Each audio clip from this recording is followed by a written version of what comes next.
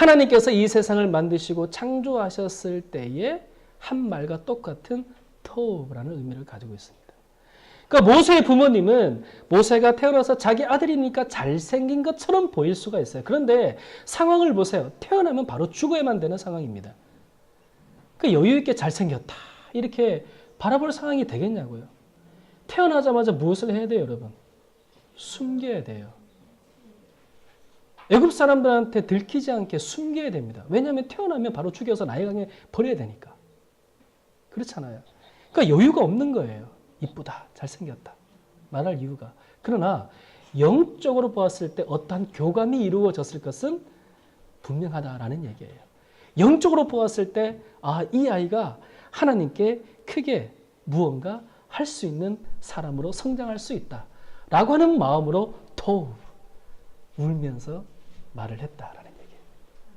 비극적인 상황 안에서. 그래서 모세는 문자적으로 본다면 잘생겼다, 튼튼하다 이렇게 말할 수 있지만 사실은 그 상황으로 본다면 이 말은 하나님의 목적에 합당하게 하나님의 뜻을 이루기에 가장 알맞게 태어난 아이다. 태어난 아이다. 이렇게 의미를 이해할 수가 있습니다.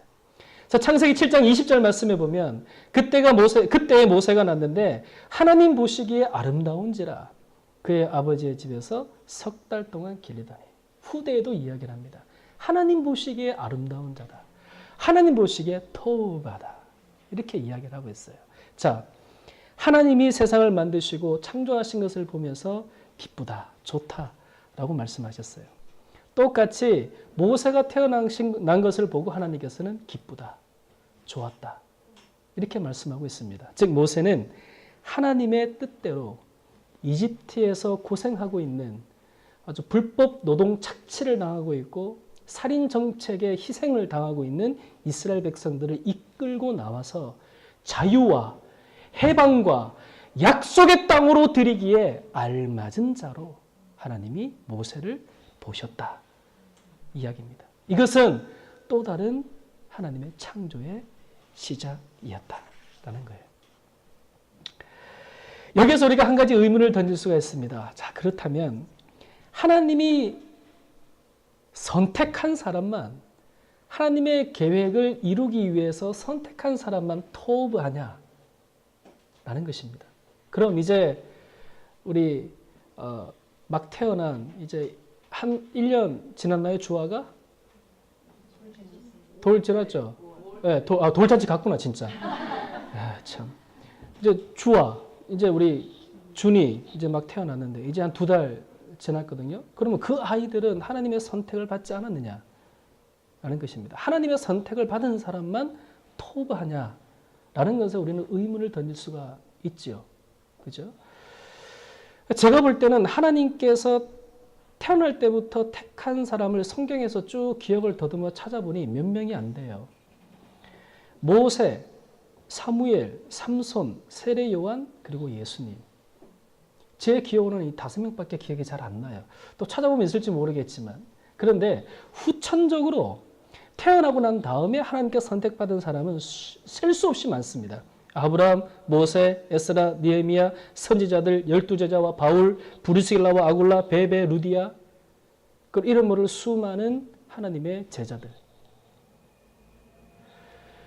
하나님께서 보시기에 토브하다라는 말 자체는 특별한 경우에는 태어날 때 선택하여 하나님이 그 일을 맡기실 때도 있지만 보통 대부분의 사람들은 하나님의 시각으로 보았을 때 토브한 사람들이에요. 토브한 사람들. 그래서 바꾸어 말하면 우리도 모세와 같이 하나님의 일을 할 수 있는 사람이다.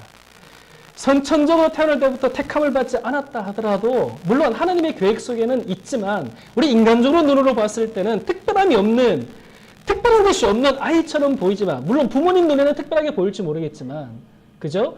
그러나 하나님 보시기에는 그리고 하나님의 시각에는 하나님의 백성들은 또 하나님의 사람들은 하나님의 계획을 이루어서 특별히 부르신 사람들이다라는 얘기예요. 특별히 부르신 사람들이다. 오늘 그것이 더 일반적이다라는 사실입니다. 그죠? 그래서 우리는 지금 현재 살아가는 삶의 하루하루는 무엇이냐면 하나님의 창조 사역에 하루하루 같이 하나님과 함께 시간을 보내는 삶이다라는 얘기예요. 그러니까 여러분들은 존귀한 사람들입니다. 축복받은 사람들이고 하나님이 기뻐하시고 좋아할 만한 사람들이다라는 얘기예요. 그러니까 저와 여러분들이 바로 그런 사람들이다라는 얘기입니다. 그런 사람들. 그런 사람들. 또 한 가지 우리가 알아봐야 될 것은 부모님의 시각에서 아이를 바라볼 것이냐 아니면 하나님의 시각에서 아이를 바라볼 것이냐. 이게 중요하다라는 얘기예요. 부모님의 시각에서 아이를 바라볼 때 태어난 지 석 달밖에 되지 않은 아이는 정말 이쁩니다. 귀하고. 저도 우리 여진이 우리 다선이 태어날 때 너무 좋았어요. 너무 이쁘고 제일 잘생겼습니다. 제일 잘생겼어요. 동의 안 하시네요. 제가 보기엔 그래요. 제 부모님이니까 당연히. 하나님의 시각으로 보았을 때는 더 큰 능력을 가진 아이들이다라는 얘기입니다. 하나님의 시각으로 보았을 때는 하나님의 창조사에게 가장 합당한 아이로 태어났다라는 얘기예요. 그리고 여러분들은 하나님의 창조사에게 가장 알맞은 사람으로 이 땅에 태어나신 분들입니다. 자, 그렇기 때문에 우리는 우리 아이들을 바라볼 때 또는 우리 성도들을 바라볼 때 어떤 시각을 가져야 되냐면 우리의 시각으로 그 사람을 가두어 둘 것이 아닙니다. 부모의 시각으로 아이들을 가두어 둘 것이 아니라 그것을 뛰어넘어서 하나님의 시각으로 그 아이를 바라보는 거예요. 하나님의 시각으로. 그렇게 하나님의 시각으로 그 아이를 바라볼 때 하나님께서 그 아이를 통하여서 역사하시는 것이 눈에 보이기 시작하는 겁니다. 어떻게 사용하시는지 눈에 보이기 시작하는 거예요. 근데 부모님의 시각으로 또 부모님의 눈으로 아이들을 바라보게 되면 부모님처럼 아이를 만드는 거예요. 부모님처럼 아이를 만드는 것이고 부모님이 생각하는 대로 아이들을 만들 수가 있다는 얘기죠. 우리 믿음의 성도들도 마찬가지입니다. 한 분 한 분 바라볼 때 우리가 이분들이 우리의 시각으로 가두어 둘 것이냐 아니면 하나님의 시각으로 가두어 둘 것이냐 우리 여기에 우리 믿음의 방향을 잘 정해야 될 줄로 믿습니다.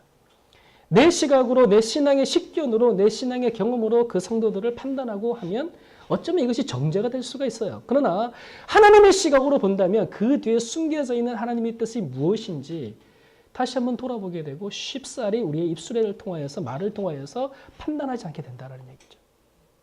그렇죠? 그래서 그분들을 통하여서 어떻게 하나님이 역사하시는지를 보는 겁니다.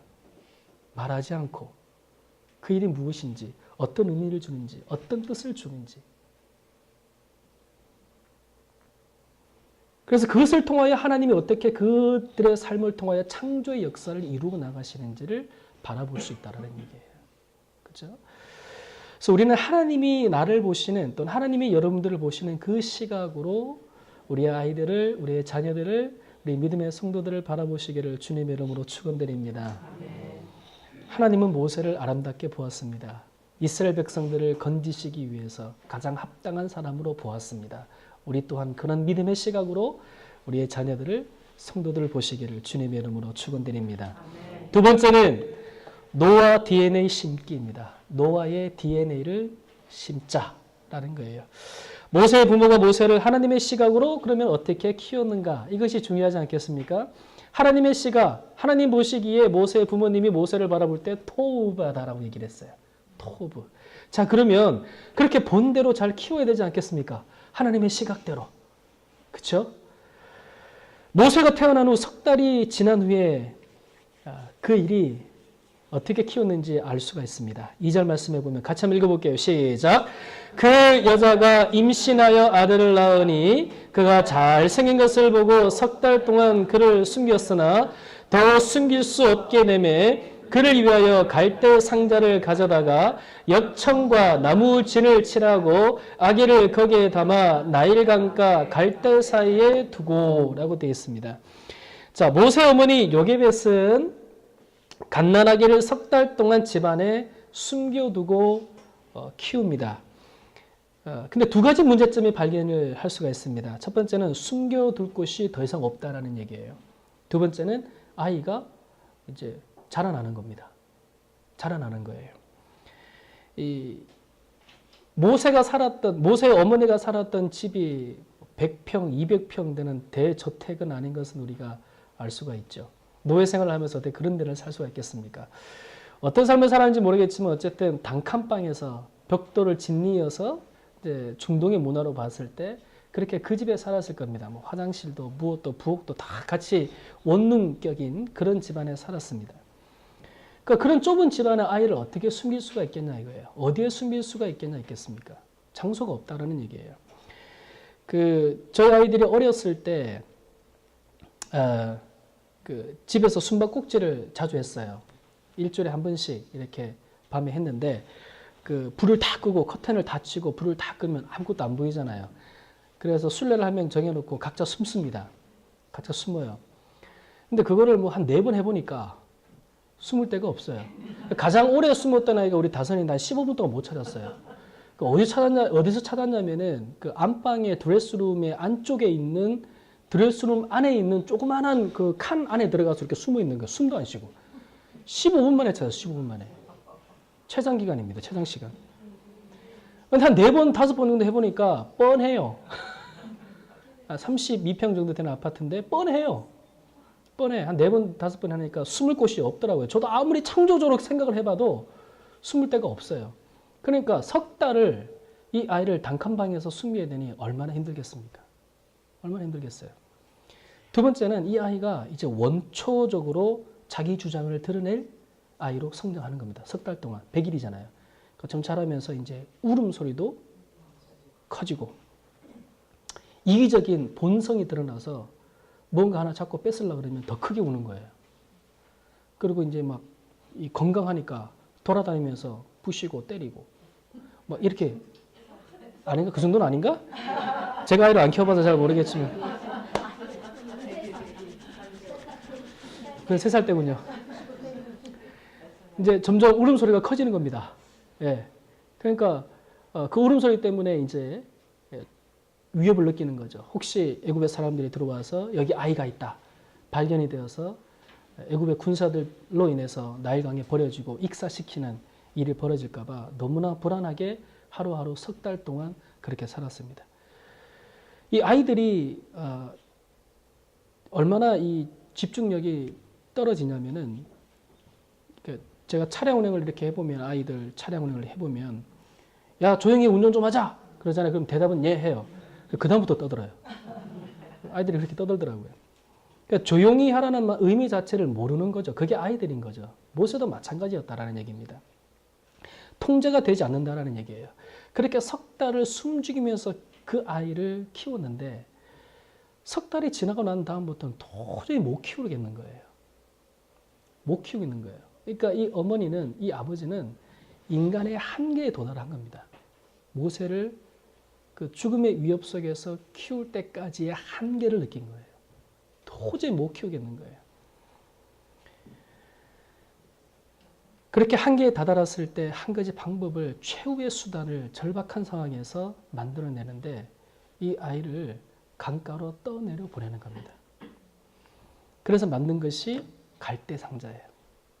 이 갈대 상자는 사진에서 보셨듯이 이렇게 갈대를 꺾어다가 그 갈대를 짓이기고 짓이겨진 갈대를 말리고 거기다 안에다가 역청, 진, 송진 같은 걸 발라서 방수 처리를 한 바구니예요.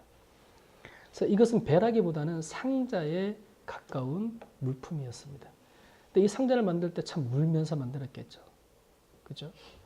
그렇게 상자를 만들고 난 다음에 이 아이를 안에다가 넣고 나일강에서 떠내려 보내게 했습니다.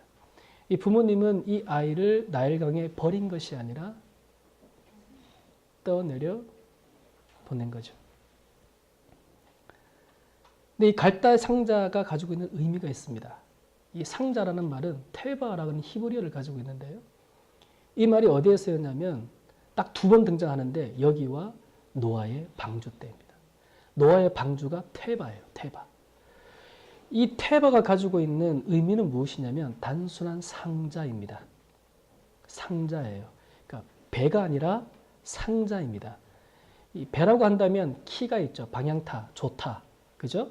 방향키가 있어서 원하는 곳으로 움직이는데 이 테바는 방향키가 없어요. 조절장치, 조정장치가 없는 것이 바로 이 테바, 상자다라는 얘기입니다.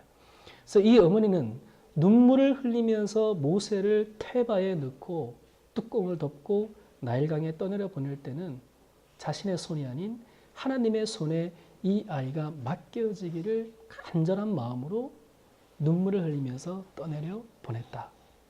떠내려 보냈다라는 얘기예요. 그게 얼마나 가슴이 아파요. 근데 할 수 있는 게 이것밖에 없었어요. 아이가 차라리 나일강에서 죽느니 나일강을 따라서 유유히 흘러가기를, 그리고 그 흐름 속에서 하나님이 그 아이를 인도해 주시기를, 그렇게 간절한 마음으로 나일강에 모세를 떠내려 보내게 되었다는 것입니다. 가슴 아프고 슬픈 일입니다. 인간의 한계를 만났을 때 할 수 있는 일이 아무것도 없다라는 것. 그래서 우리가 무엇이 필요하냐? 하나님을 의지하는 것이 필요합니다.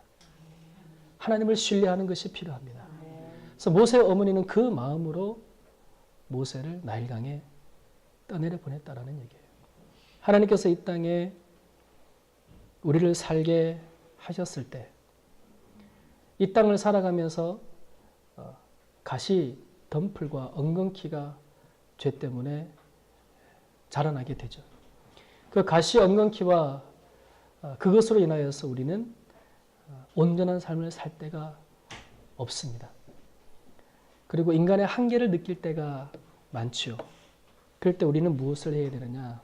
오늘 이 본문의 모세의 어머님처럼, 부모님처럼 하나님을 의지하는 것입니다. 중요한 것은 여기서 하나님을 의지할 때 인간의 역할은 어떻게 되고 하나님의 역할은 어떻게 되느냐? 오늘 본문을 통해서 우리가 알 수가 있는데요. 우리 인간의 역할이라고 하는 것은 한계에 다다를 때까지 하나님이 주신 지혜와 하나님이 주신 지식과 하나님이 주신 힘으로 자녀를 키우는 것입니다.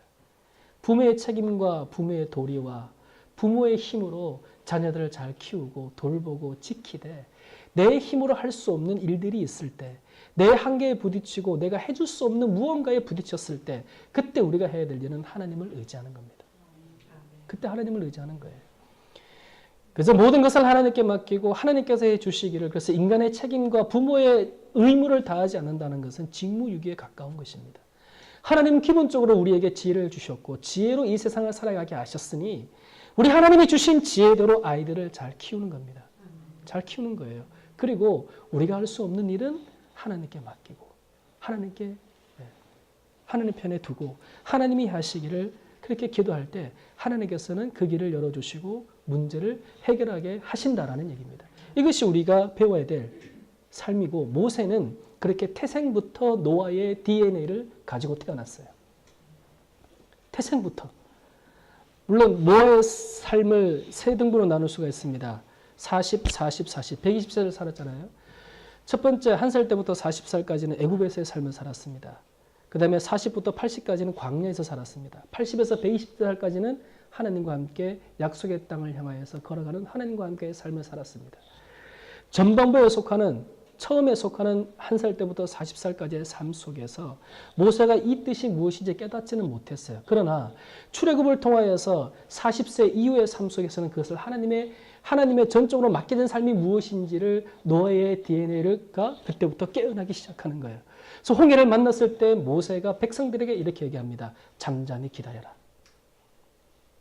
뒤에 쫓아오는 애굽의 군사들, 앞을 가로막는 홍해들, 어찌할 수 없는 진퇴양난에 속했을 때 우리의 한계는 없다. 우리의 힘은 없다. 우리가 할 수 있는 방법이 없다. 그때 모세는 잠잠히 기다려라. 왜 기다려요? 하나님이 하실 것을 기다리는 거예요. 하나님께서 하실 것을. 이 노아의 DNA가 우리 믿음 생활 가운데, 우리 신앙 생활 가운데 살아나시기를 주님의 이름으로 축원드립니다. 우리가 살아가면서 불가항력적인 상황에 만날 때가 있지 않겠습니까? 부모의 역할을 하면서 또 믿음의 성도들과 함께 신앙생활을 하면서 믿음의 삶을 살아가면서 이 세상을 살아가면서 우리가 어찌할 수 없는 상황에 놓여 있을 때 우리 속에 숨겨져 있는 노아의 DNA를 끄집어내야 돼요. 끄집어내야 돼요. 끄집어내서 하나님께서 이 일을 하시도록 내어 맡기는 겁니다. 하나님이 운전하시도록, 하나님이 방향을 인도하시도록 내어 맡기는 거예요. 자, 그러다 보면 하나님께서 그 문제를 어느 순간 해결하게 하십니다. 4절 말씀. 4절 말씀 보면 그의 누이가 어떻게 되는지를 알려고 멀리 섰더니, 그러니까 미리암이죠. 모세에게 누나가 있습니다. 형도 있는데 형이 아론이죠. 미리암, 모세의 누나 미리암이 엄마가 모세를 나일강에 다 떠내려 보내면서 멀리서 보고 있는 거예요. 저 바구니가 잘 떠내려 가고 있나?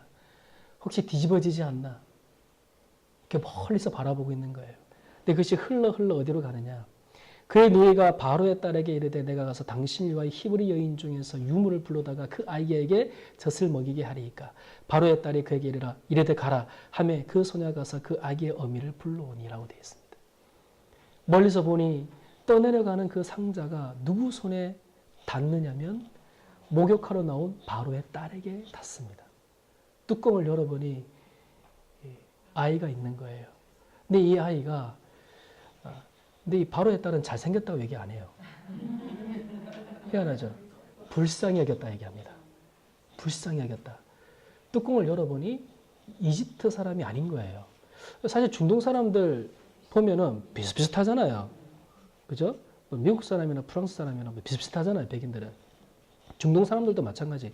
우리와 일본 사람들 비슷비슷하잖아요. 우리 눈으로 볼 때는 좀 차이가 있을지 모르겠지만, 그러니까 사실 비슷비슷해요. 근데 어떻게 이 바로의 딸이 유대인, 히브리인의 아들인지 모세를 보면 알았냐면은 할례를 행하잖아요. 할례를. 태어난 지 8일 만에 남자 생식기의 표피를 벗겨내는, 그래서 하나님의 백성이다라는 상징을 가르쳐 주잖아요. 그러니까 그것을 보고 이 아이는 히브리인의 아이다라는 것을 알게 되었습니다. 그런데 거기서 끝나지 않았어요. 이 바로의 딸은 하나님이 아마 그 마음을 감동했는지 모르겠어요. 그래서 감동도 중요합니다. 불쌍히 여겼어요. 그 아이를. 너무 불쌍히 여겼다라는 얘기예요. 자기 아버지의 명령을 어기고 그 명령, 만약에 불쌍한 마음이 없었다면 바로 건져내서 물속에 접어 던졌겠죠. 근데 불쌍한 마음이 있어서 그 아이를 데려다가 키우기를 원하는 겁니다. 근데 그때 그 틈을 이 미리암이 놓치지 않고 가서 바로의 딸에게 얘기합니다. 제가 아는 사람 중에 유모가 있습니다. 부르다가 젖을 먹이게 할까요? 이 바로의 딸은 아마 결혼을 안 했던 것 같아요. 그러니까 이제 아이를 먹일 수가 없겠죠. 그러니까 이제 이 바로의 딸이 그 아이의 이야기를 듣고 자 그럼 데리고 와라. 내가 싹쓸 주겠다라는 말을 하거든요. 그래서 내가 싹쓸 주겠다라는 이 바로의 딸의 말이 무슨 말이냐면 이 아들은 나의 소유다라는 뜻이에요. 나의 소유다. 그래서 미리암은 이 바로의 딸은 보자마자 자신의 아들로 삼기를 원했고 이 아들을 잘 키우기 위해서 젖을 물리기를 부탁을 했고 그렇게 데려온 사람이 누구냐면 모세의 어머니 요게벳이었어요. 그래서 이 모세는 자라날 때까지 엄마와 함께 바로의 궁정에서 자라나기 시작합니다. 그리고 거기서 끝나지 않고 어릴 때부터 하나님이 누구인지 하나님께서 어떻게 역사하셨는지 너는 히브리인의 백성으로서 하나님이 선택한 사람이라는 것을 늘 이야기를 해줬어요. 늘. 어릴 때부터 늘 이야기해 줬어요. 이 모세가 어느 때 이 믿음의 애국심이 발휘되느냐 40세가 되었을 때 밖에 나가보니 바로 뒤에 있는 내용이죠.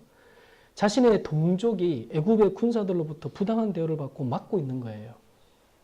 그것을 못 참아서 모세가 애굽의 군사를 한 방에 죽여버립니다. 못 참는 거예요. 자신의 백성인 걸 알았다라는 얘기입니다. 어릴 때 애굽 사람으로서 살아나면 자기가 애굽 사람인 줄 알잖아요. 그런데 그게 아니었습니다. 왜냐하면 어릴 때부터 어머니 요게벳을 통하여서 히브리 이스라엘 백성이라는 사실을 주입시켰기 때문에 하나님의 백성이라는 사실을 그래서 이게 중요합니다. 어릴 때 믿음의 생활이 얼마나 중요한지 몰라요. 어릴 때 기도하면서 자녀를 키우고 하나님께 나와서 하나님께 예배케 하고 기도케 하고 그 믿음이 평생 갈 수 있다는 얘기예요. 그 믿음이. 그래서 이 모세는 궁정에서 바로의 딸의 보살핌을 받고 잘 살아가는 40세 전반기의 삶을 살아가게 되는 것입니다. 하나님께 맡겼더니 모세는 살아났어요. 하나님께 맡겼더니 하나님의 일을 위해서 가장 알맞게 합당하게 어머님과 함께 자라나게 되었습니다. 생물학적으로 어머니와 법적인 어머니 다르겠지만 어쨌든 그 궁정에서 바로는 잘 살게 되었어요. 이런 보호하심이 무엇이냐면 하나님께 맡길 때 그렇습니다. 하나님께 맡길 때. 그죠? 여러분들 우리 자녀들 사랑하시죠?